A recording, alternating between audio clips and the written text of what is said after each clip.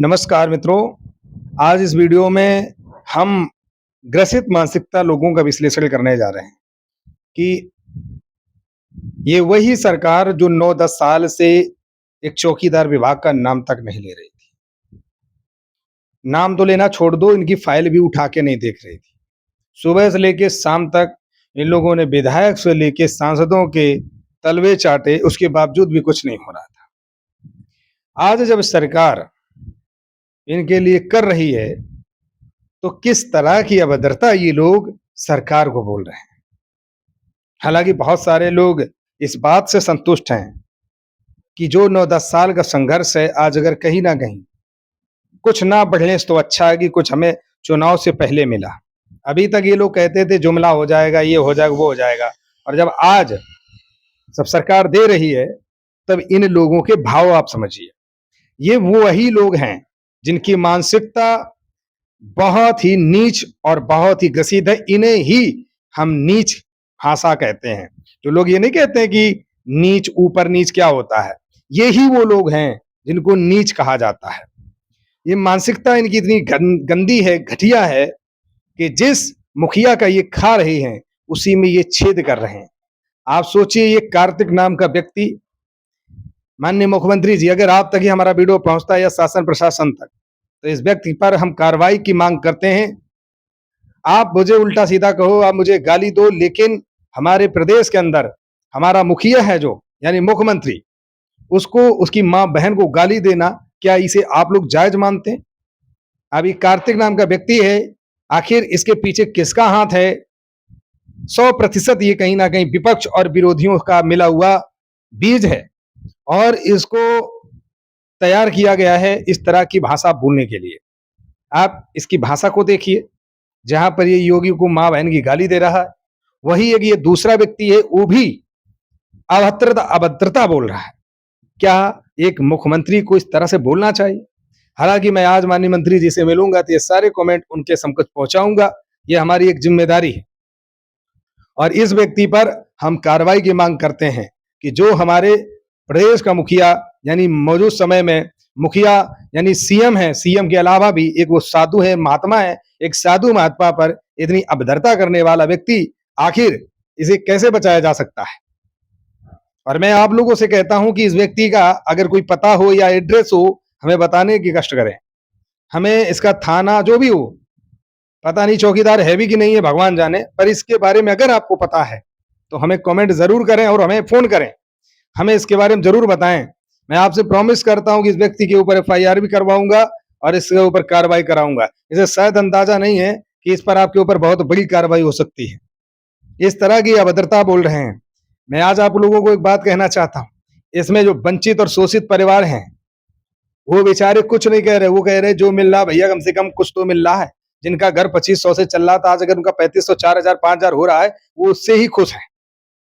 बहुत सारे लोग खुश हैं कि भैया हमारा सम्मान होना चाहिए, वेतन चाहे भले कम बढ़े, पर हमारा सम्मान। जो आज उत्तर प्रदेश में चौकीदारों के साथ शोषण हो रहा, उस पर ये हरामी के पिल्ले नहीं बोलते हैं, ये नहीं बोलेंगे। लेकिन आज ये सरकार से उम्मीद करते हैं कि हमारा 20,000 वेतन हो जाए, और एक तरफ सरकार की डंडा डालते हैं। 8-8 मुकदमे सरकार के ऊपर डाल रखे हैं।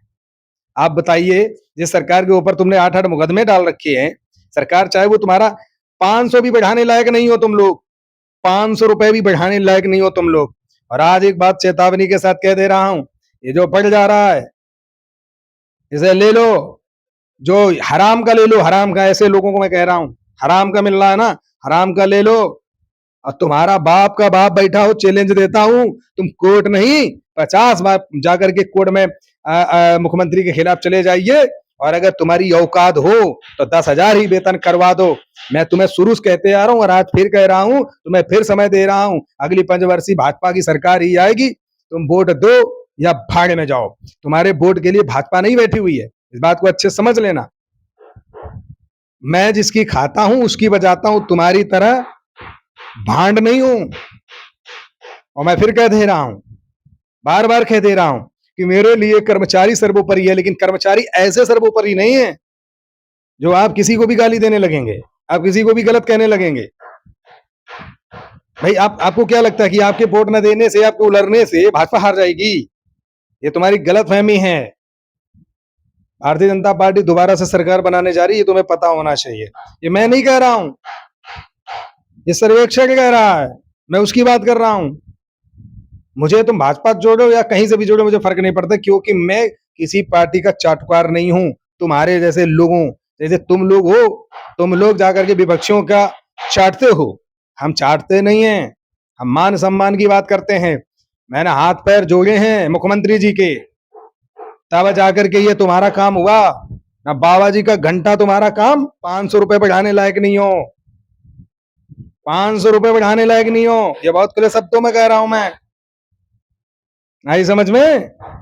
इसमें जिस तरह इसने मुख्यमंत्री को अभद्रता की है, इसमें समस्त चौकीदारों से निवेदन करूंगा कि इस व्यक्ति का पता लगाइए और ज्यादा से ज्यादा वीडियो शेयर करिए। और माननीय मुख्यमंत्री या शासन प्रशासन तक पहुंच रहा है, इस पर हम कार्रवाई की मांग करते हैं। हालांकि मैं अभी डीजीपी से लेकर मुख्यमंत्री तक इसको ट्वीट भी करूंगा। इस पर शांति बिल्कुल नहीं बनाई जाएगी, क्योंकि ये मामला बहुत ही गंभीर है। ये व्यक्ति अगर गाली दे सकता है तो ये कुछ भी कर सकता है, इसका कोई भरोसा नहीं।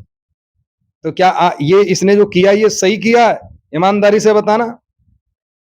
आज आप विचार करिए कि इन लोगों को जो एक, मैं कह सकता हूं, 1 मीटर भी नहीं कपड़ा मिलता था, आज माननीय मुख्यमंत्री जी के द्वारा आज जो मानदेय बढ़ाया जा रहा है वो तो बढ़ा ही जा रहा है।